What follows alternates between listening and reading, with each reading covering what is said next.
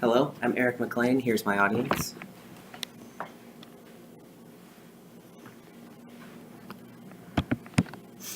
How many of you are familiar with British Prime Minister Margaret Thatcher? Well, today I'll be talking about her life and her achievements. She's my favorite world leader of all time, and I have this photo that's usually hanging on my wall in my room.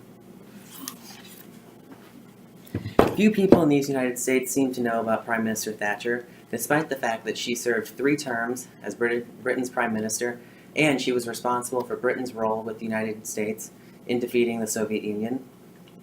Specifically, I'll be talking about her early life, her political life, and her life after politics. Margaret Roberts had an interesting pre-political life. She graduated with a degree in chemistry from Oxford University in 1947. Then she married her husband, Dennis Thatcher, in 1951. The most interesting thing about her pre-political life was that she was on the chemistry team that invented soft serve ice cream. And here's a photo of her working as a chemist. Moving on to her political life, she first ran for office in 1950 at the age of 24 years old, which made her the youngest parliamentary candidate.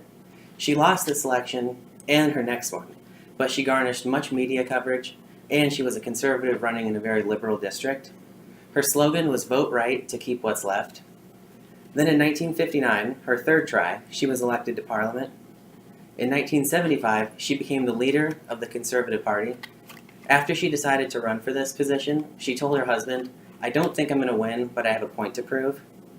A year later, after giving an anti-communist speech, she was called the Iron Lady by Red Star, a Soviet newspaper.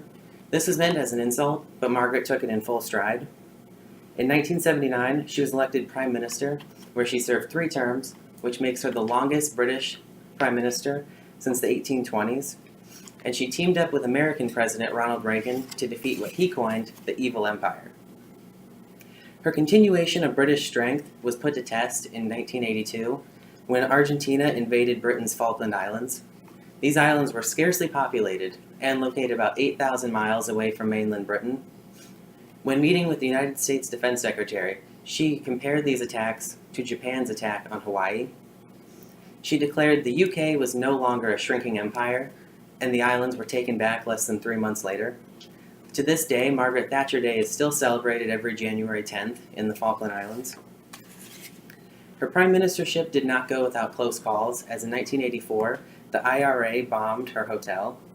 Her bathroom and a quarter of the hotel were destroyed, but miraculously her room was left virtually untouched.